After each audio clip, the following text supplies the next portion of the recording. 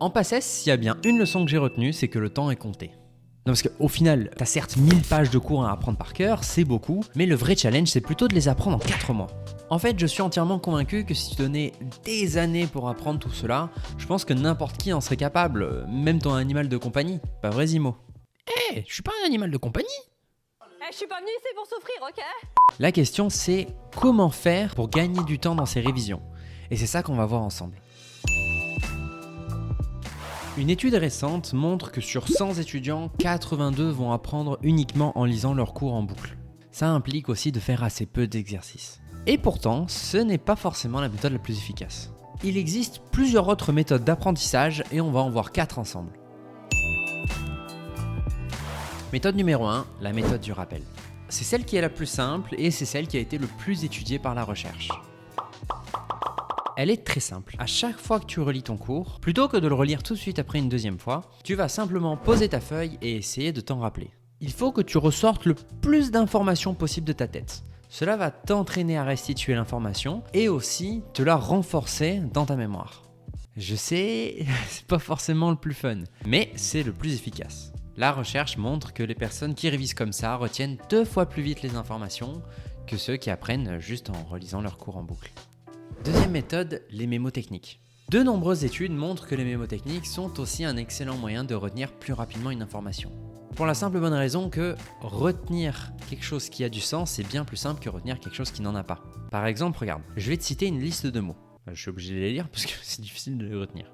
Lithium, beryllium, bore, carbone, nitrogène, oxygène. Là, je parie que tu es capable de m'en restituer 2, 3, 4. Mais c'est pas forcément évident de les ressortir les 6 en les ayant entendus une seule fois. Alors que, je vais juste te donner une seule phrase. La phrase suivante c'est « Le bébé boit chaud notre orangeade ».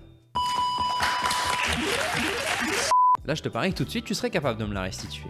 Alors bien évidemment, tu l'auras compris, chaque mot de cette phrase était composé par l'initiale de la liste de mots à apprendre. Et mettre en place des petits mémotechniques comme ça te permet plus facilement de retenir tes listes de mots puisque tu leur donnes un sens. Troisième méthode, la méthode Feynman.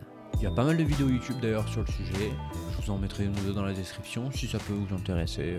En fait, la méthode Feynman, c'est la même méthode que le rappel, mais tu vas te prendre pour le prof. C'est pour rendre ça un peu plus ludique. Par exemple, prends un parent ou ton pote de promo et le but du jeu, c'est de lui expliquer un cours. 1. Tu vas donc travailler ta restitution. Et 2. Si à la fin, la personne n'a pas compris ce que tu lui expliques, c'est que tu ne l'expliques pas assez bien et donc que tu ne maîtrises pas assez ton cours et qu'il faut que tu retournes travailler tes lacunes. Quatrième méthode de restitution, bosse tes annales. Alors, les annales, je sais, c'est pas forcément une méthode d'apprentissage ni de restitution, mais je trouve ça trop important et j'étais obligé de l'évoquer. En fait, j'ai mis longtemps à comprendre ça, mais les professeurs, ils sont comme toi et moi, ils sont feignants. Et croyez Germain sur parole, il est bien placé pour le savoir vu qu'il a été prof, et c'est une sacrée feignasse. C'est pas très sympa, mais c'est assez vrai. En fait, faut les comprendre. Ils ont tout un tas de travail, faire des questions d'examen, ça les enchante pas du tout. Donc pourquoi se faire chier? Celles de l'année dernière, elles étaient très bien. Et c'est pour ça que les profs reprennent en tout cas régulièrement les questions d'une année à l'autre. Petite anecdote d'ailleurs, j'ai eu un collègue qui a eu littéralement 20 sur 20 en sciences humaines, juste en apprenant par cœur ses annales. Pour te dire, il est même presque pas bossé ses cours. Et moi qui ai eu 15 en ayant mangé mes cours, merde quoi. Et puis, si jamais t'en as marre à force de revoir les annales en boucle, tu peux essayer de rendre ça plus excitant en faisant ça avec des collègues, à celui qui aura la meilleure note ou celui qui répond le plus vite. Des petits trucs comme ça. C'est moi ou tu parles d'annales pour rendre ça plus excitant?